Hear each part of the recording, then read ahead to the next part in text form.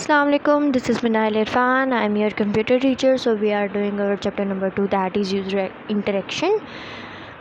Today our topic is operators. Operators क्या होता है? The name computer suggests that computation is the most important aspects of the computer. जो नाम है computer वो सजेस्ट करता है कि कंप्यूटेशन बेसिकली कहते हैं मैथमेटिकल ऑपरेशंस को परफॉर्म करने को हम लोग कंप्यूटेशन कहते हैं, लाइक प्लस को, माइनस को, डिवाइड को, मल्टीप्लाई को परफॉर्म करना इज़ कॉल्ड कंप्यूटेशन। कि ये हम लोग कंप्यूटर पे बहुत ये कंप्यूटर के लिए अहम है और बहुत आसानी से भी हम लोग इसे कर सकते हैं। We need to perform computation on data through programming. हमें ज़रूरत है कंप्यूटेशन को परफॉर्म करने की डाटा को लेकर प्रोग्रामिंग के थ्रू।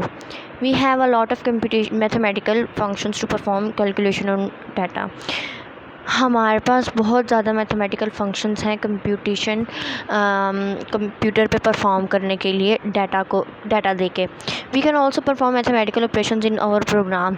हम लोग अपने प्रोग्राम्स में भी मैथमेटिकल फंक्शंस को परफॉर्म कर सकते हैं। C language offers numerous operators to manipulate and process data. C language हमें बहुत से ऑपरेटर्स देता है जो कि हमें हेल्प करते हैं कि हम लोग डाटा को मैनिपुलेट रखें, यानी कि उसको अरेंज करके रखें एंड टू प्रोसेस डाटा और उस पर काम करें। Following is the result list of some basic operators. यहाँ पे उनमें से कुछ बेसिक ऑपरेटर्स हैं। वो क्या हैं? Assignment operator, arithmetic operator, logical operator और रिलेशनल ऑपरेटर। आज हम लोग पढ़ेंगे असाइनमेंट ऑपरेटर। असाइनमेंट ऑपरेटर क्या होता है? Assignment operator is use to assign a value to a variable.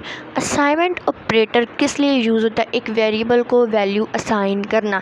यानी अगर हमारे पास x है, ये हमारे पास वेरिएबल है, x इज़ इक्वल टू, अब हमने इसको वैल्यू देनी है, x इज़ इक्वल टू 3, ये हमने इसको वैल्यू दी है, तो उसको वैल्यू देना हमने इज़ इक्वल टू का यूज़ किया है ना। वेरिएबल को वैल्यू असाइन करना इज़ कॉल्ड असाइनमेंट ऑपरेटर। और assign a value of variable to another variable, कि वेरिएबल के भी अनदर वेरिएबल को हम लोग वैल्यू असाइन करते हैं। Is equal sign is used as arithmetic operator in C, assignment operator in C. Is equal का साइन यूज़ होता है असाइनमेंट ऑपरेटर में। Consider the following example, int sum is equal to 5। अब यहाँ पे सम हमारे पास वेरिएबल है जबकि 5 हमारे पास वैल्यू है।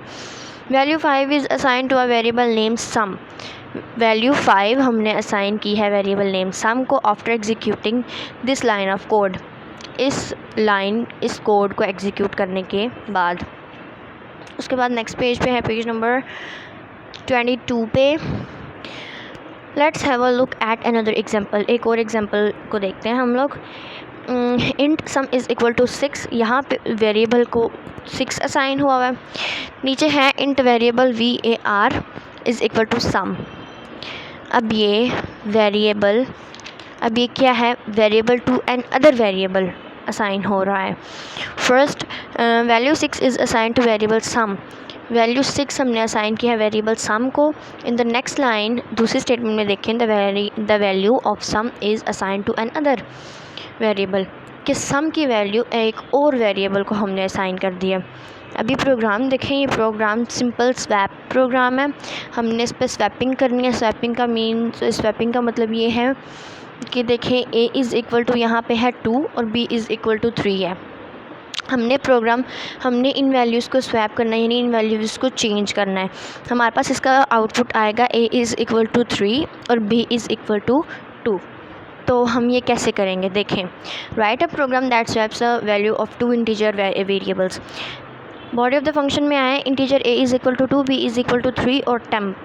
हमने दो वेरिएबल हैं यहाँ पे और उन्हें 2 वैल्यूज़ असाइन की हुई हैं। यहाँ पे टेम्प हम इसलिए यूज़ कर रहे हैं ताकि हम लोग इजीली इनकी वैल्यूज़ को चेंज कर सकें। अब a में हमारे पास वैल्यू है 2। मैं आपको आसानी से समझाने के लिए मैंने यहाँ पे सॉल्व किया। ये आप देखें, ये जो एरो लगा के मैंने ब्रैकेट में लिखा है ना, वो आपने नहीं लिखना, वो बस मैंने आपको समझाने के लिए लिखा है, वो आप लोगों ने नहीं लिखना। लेकिन ये आप लोगों ने समझना है कि हमने इसकी वैल्यू कैसे चेंज की है, हमने इसकी वैल्यू को कैसे किया है, आगे पीछे कर दिया। Temp is equal to a। Temp is equal to a। अब यहाँ पे देखें, a हमारे पास है 2, अगर हम लोग ए को टेम्प के इज़ इक्वल करेंगे तो ए की वैल्यू टेम्प के इक्वल हो जाएगी, like 2 is equal to temp हो जाएगा, टेम्प इज़ इक्वल टू 2 हो गया। अब ए में हमारे पास कोई वैल्यू नहीं है, वो हमने ए की वैल्यू टेम्प को दे दी है। अब टेम्प हमारे पास इज़ इक्वल टू 2 है और ए में कोई भी वैल्यू नहीं है। अब हम करेंगे दूसरी है A is equal to B. A में तो हमारे पास कोई वैल्यू नहीं है, लेकिन बी में क्या है, b is equal to 3। A as it is लिखेंगे क्योंकि उसकी हमारे पास कोई वैल्यू ही नहीं है। Is equal to b, b की वैल्यू यहाँ लिखेंगे, बी की क्या वैल्यू है 3। अब हमारे पास ए की वैल्यू चेंज हो गई, अब हमने बी की करनी है। थर्ड स्टेटमेंट में देखें b is equal to temp, यानी हमारे पास टेम्प में वैल्यू थी 2, अब हमने उसको बी के इक्वल करना है। अब हमने जब इसको a is equal to b कर लिया है, ए में 3 वैल्यू चली गई है, बी में कोई वैल्यू नहीं है, बी खाली हो गया। नेक्स्ट लाइन पे वो कहता है b is equal to temp, कि बी में कोई वैल्यू नहीं है लेकिन टेम्प में 2 की वैल्यू है, तो हमने b is equal to temp की वैल्यू 2 लिख दी। अब यहाँ पे देखें तो हमें समझ आएगा कि हम लोगों ने ए की वैल्यू और बी की वैल्यू चेंज कर ली है, यानी ए इज़ इक्वल टू 2 और बी इज़ इक्वल टू 3 था, हमने टेम्प को यूज़ करके ए इज़ इक्वल टू 3 और बी इज़ इक्वल टू 2 किया है। यही प्रोग्राम है, इसी को कहते हैं स्वैप करना। और ये थोड़ा सा समझने के लिए आपको थोड़ा सा ज़्यादा ध्यान देना पड़ेगा, लेकिन अगर एक दफ़ा आप समझेंगे तो ये आपको भूलने वाला नहीं है, ये बहुत ईजी है और ये इम्पॉर्टेंट भी है।